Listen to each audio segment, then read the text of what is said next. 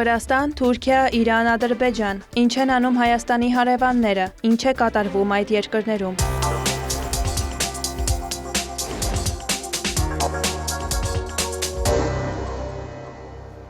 Միացյալ Նահանգների ներկայացուցիչների պալատն ընդունել է Վրաստանի հաշվետվողականության, դիմակայունության և անկախության կառուցման հնարավորությունների մոբիլիզացում և ընդլայնում վերտառությամբ օրինագիծը։ Փաստաթղթին կողմ է քվեարկել 349 կոնգրեսական, դեմ 42-ը։ Օրինագիծը երկկուսակցական նախաձեռնություն է, այն ենթադրում է լայնածավալ պատժամիջոցներ սահմանել Վրաստանի ղեկավարության դեմ ժողովրդավարական հետընթացի, Չինաստանի, Ռուսաստանի և Իրանի հետ հարաբերությունները ջերմացնելու համար։ Միևնույն ժամանակ փաստաթղթում խոսվում է ԱՄՆ-ի և Վրաստանի միջև վիզային ռեժիմի ազատականացման, տնտեսական համագործակցության ընդլայնման և անվտանգության աջակցության լայն փաթեթի մասին, եթե Թբիլիսին որոշի վերադառնալ ժողովրդավարության ուղի, շտկի արտաքին քաղաքական կուրսը և հրաժարվի հակաարևմտյան հռետորաբանությունից։ Օրինագիծն այժմ պետք է քննարկվի և քվեարկության դրվի Սենատում, այն օրենքի ուժ կստանա նախագահի ստորագրումից հետո։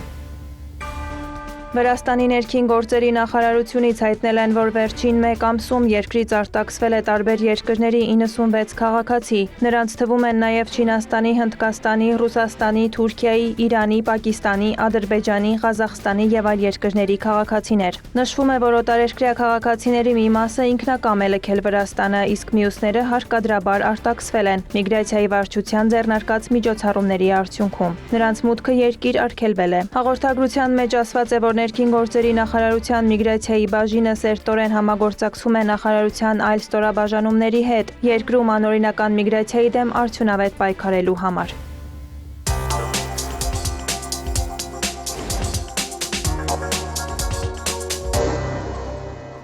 Միացյալ Նահանգների և Թուրքիայի նախագահները հեռախոսազրույց են ունեցել։ Դոնալդ Թրամփը Truth Social-ի էջում գրել է, որ շփումն արդյունավետ է եղել։ Քննարկվել են ռուս-ուկրաինական պատերազմը, Սիրիայում, Գազայի հատվածում իրավիճակը և այլ հարցեր։ Նախագահն ինձ հրավիրել է Թուրքիա, նա էլ կայցելի Վաշինգտոն։ Պաշտոնավարման առաջին ժամկետի ընթացքում իմ հարաբերությունները նախագահ Էրդողանի հետ հիանալի են եղել։ Անհամբեր սպասում եմ նրա հետ գործակցությանը Ռուսաստանի և Ուկրաինայի միջև պատերազմին վերջ դնելու համար։ Հեռախոսազրույցի արդյունքների մասին հաղորդագրություն է տարածել նաև թուրքական կողմը։ Դրա համաձայն նախագահներն անդրադարձել են Վաշինգտոն-Անկարա հարաբերություններին, տարածաշրջանային և համաշխարհային հարցերի։ Էրդողանը վստահեցրել է, որ Թուրքիան շարունակելու է քայլեր ձեռնարկել զարգացնելու Միացյալ Նահանգների հետ գործակցությունը, հատկապես պաշտպանական արդյունաբերության ոլորտում։ Նա աջակցություն է հայտնել պատերազմները դադարեցնելու Թրամփի քաղաքականությանը, ինչպես նաև Իրանի հետ բանակցային գործընթացի մեկնարկին։ Էրդողանը շեշտել է, որ Գազայում հումանիտար ճգնաժամը հասել է աղետալի մակարդակի, անհրաժեշտ է անհապաղ մարդասիրական օգնություն հասցնել տարածաշրջան։ Նա նաև նշել է, որ Անկարան ջանքեր է գործադրում Սիրիայի տարածքային ամբողջականության պահպանման և կայունության հաստատման համար։ Էրդողանի խոսքով ԱՄՆ-ի կողմից Սիրիայի նկատմամբ պատժամիջոցների մեղմացման ուղղությամբ տարվող աշխատանքները կնպաստեն այդ գործընթացին։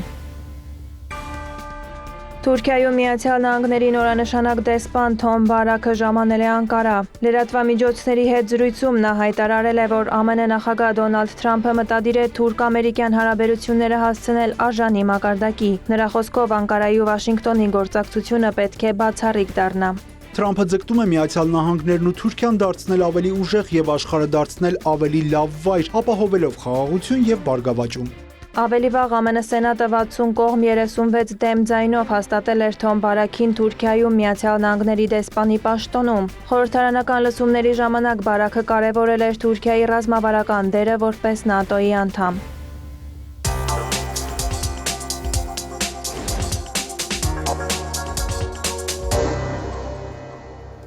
Պաշտոնական Թեհրանն իր աջակցությունն է հայտնում Հայաստանի և Ադրբեջանի միջև համաձայնեցված խաղաղության պայմանագրին, հայտարարել է Իրանի փոխարտգործնախարար Սաիդ Խաթիբզադեն Բաքու կատարած այցի ժամանակ։ Նա համոզմունք է հայտնել, որ Իրանի նախագահ Մասուդ Փեզեշքյանը կարող է միջնորդի դեր ստանձնել Հայաստանի և Ադրբեջանի միջև խաղաղության համաձայնագրի ստորագրման գործընթացում։ Իրանցի պաշտոնյան անդրադարձել է նաև Իրան-Ադրբեջան երկկողմ հարաբերություններին, նշել տարածաշրջանում չկա այլ երկու երկիր, որոնք այնքան սերտորեն կապված լինեն միմյանց հետ, որքան Իրանն ու Ադրբեջանը։ Խաթիբզադեի խոսքով Թեհրանը փորձում է վերացնել երկրների միջև առաջացած արհեստական խոչընդոտները եւ հարաբերությունները վերադարձնել բնականon հուն։ Նա դատապարտել է 2023 թվականին Թեհրանում Ադրբեջանի դեսպանության վրա հարձակումը, նշել լայնածավալ հետաքննություն է անցկացվում։ Խաթիբզադեին ընդունել է Ադրբեջանի նախագահի օգնական Հիքմեթ Հաջիևը։ Կողմերը մտքեր են փոխանակել Ադրբեջանի եւ Իրանի երկկողմ համագործակցության եւ տարածաշրջանային օրակարգի հարցերի շուրջ։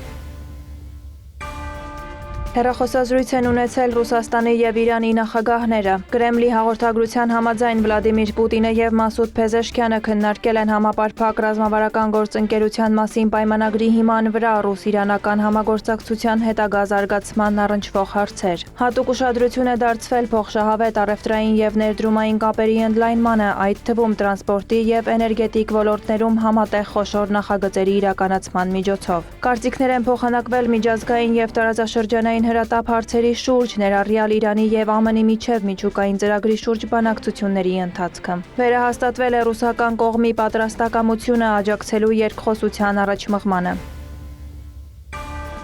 Թեհրանի միջուկային ծրագրի շուրջ Միացյալ Նահանգների եւ Իրանի միջև բանակցությունների 4-րդ փուլը ամենայն հավանականությամբ տեղի կունենա մայիսի 10-ից 11-ը։ Այդ մասին լրատվամիջոցների փոխանցմամբ հայտնել է ԱՄՆ նախագահի հատուկ բանագնաց Սթիվեն Ուիթքոֆը։ Նա նշել է, որ կողմերը որոշակի առաջընթաց են գրանցում եւ հույս հայտնել, որ գործընթացը ճիշտ ուղղությամբ է ընթանում։ Ուիթքոֆի խոսքով նախագահ Դոնալդ Թրամփը մտադիր է Իրանի միջուկային ծրագրի հարցը լուծել դիվանագիտական ճանապարհով, եթե դա հնարավոր է։ Ուստի Վաշինգտոնը շարունակում է գործադրել անհրաժեշտ ջանքերը բանակցությունները շարունակելու համար։ Իրան-Միացյալ Նահանգներ բանակցությունների 4-րդ փուլը նախատեսված էր անցկացնել մայիսի 3-ին Հռոմում, սակայն Օմանի արտաքին գործերի նախարարը հայտնել էր, որ դրանք հետաձգվել են տեխնիկական խնդիրների պատճառով։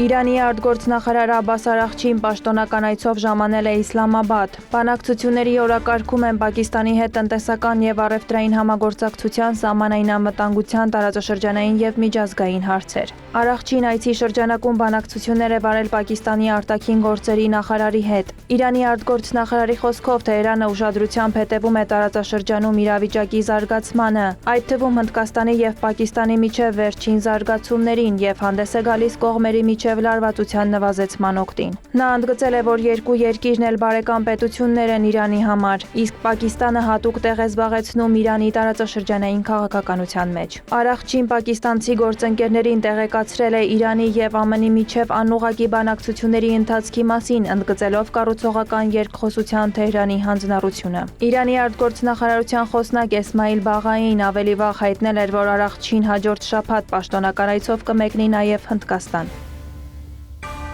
Հեռախոսազրույց են ունեցել Իրանի արտգործնախարարը եւ Եվրամիության արտաքին քաղաքականության եւ անվտանգության հարցերի բարձր ներկայացուցիչը։ X-ի միկրոբլոգում Կայա Կալասը նշել է, որ աջակցություն է հայտնել միջուկային հարցում դիվանագիտությանը եւ տարածաշրջանային ապաեսկալացմանը։ Նա ընդգծել է, որ հեռախոսազրույցի ընթացքում Իրանին կոչ է արել դադարեցնել ռազմական աջակցությունը Ռուսաստանին։ Ավելի վաղ իրանական կողմը հերքել էր մեղադրանքները։ Կալասը նաեւ շեշտել է, որ Բրյուսելի եւ Թեհրանի հարաբերությունները կախված են այդ հարցերում առաջընթացից։